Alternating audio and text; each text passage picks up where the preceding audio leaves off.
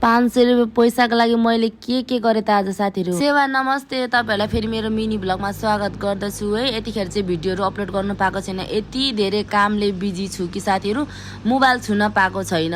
यो समयमा चाहिँ खानु बस्नु हिँड्नुको टुङ्गै छैन का साथीहरु, यति धेरै काम महामारी चलिरहेछ कि हाम्रो यसरी म चाहिँ 3 दिने खेतालापात हिँडेको चाहिँ आज 10 देखि 11 दिनसम्म भइसकेछ का। मैले चाहिँ भिडियोहरु पनि अपलोड गर्नै पाएकै थिएन, किनकि यतिखेर कति धेरै काम हुन्छ नि त, अनि पानीहरु हुन्छ, अनि मोबाइल भिज्ने डर, डुब्ने डर हुन्छ नि त। मेरो घरको रोपाई चाहिँ अस्ति 14 गते नै सकिएको, अनि खेताला हुन्छ, पर्म हुन्छ, अनि पैसामा पनि हिँड्छु क्या बेला बेलामा म चाहिँ। आज चाहिँ हाम्रो घर अगाडि हाम्रो बडो घरको रोपाई थियो, तर म चाहिँ बडोको रोपाईमा चाहिँ हैन अर्कै काकीको घरमा चाहिँ जाँदैछु, अनि मेरो बडौले रहर गरिहाल्यो, अनि त्यही भएर मैले भिडियो बनाइदिएँ।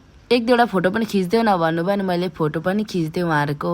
म चाहिँ यतिकै साथीहरू पर्खेर बसिरहेको थिएँ क्या, मेरो साथीहरू आउनै बाँकी थियो नि त, अनि म चाहिँ बडो घरसँग बोल्दै बाटोमा उभिरहेको थिएँ। आज चाहिँ मेरो साथीहरूले किन ढिलो गर्यो त्यो चाहिँ थाहा भएन, म चाहिँ यतिकै दिदीहरूलाई हेरेर म बसिरहेको थिएँ बाटोमा। यसो साथीहरूलाई पर्खिँदाखेरि नि यसो गाउँघरको भिडियो पनि अलिअलि लिदिउँ न त भनेर म चाहिँ भिडियोहरू बनाउँदैछु क्या। हिजो पानी परेको थियो नि त, त्यही भएर आज त कति राम्रो भ्यूहरू देखिरहेछ। खेती गरेर खान पनि कति गाह्रो क्या साथीहरू, म त बरु चामलै किनेर खाइदिउँ कि जस्तो लाग्न थाल्यो हौ। खानुको टुङ्गो पनि छैन, बस्नुको टुङ्गो पनि छैन, ढाडको नसाहरू चुटिनु आँटिसक्यो होला साथीहरू धेरै घोप्टेर। यो असार भरि चाहिँ मेरो धान रोपेर जिन्दगी बित्ने भयो साथीहरू। तपाईहरुकोतिर चाहिँ धान रोपेको पैसा कति छ साथीहरू लु भन्नुस् त। हाम्रो गाउँतिर चाहिँ 500 रुपियाँ छ है साथीहरू। ल है साथीहरू, म चाहिँ 500 रुपियाँ पैसा कमाउन आज गएँ, अनि हाम्रो उमेर अनुसारको काम छ क्या साथीहरू यहाँनिर।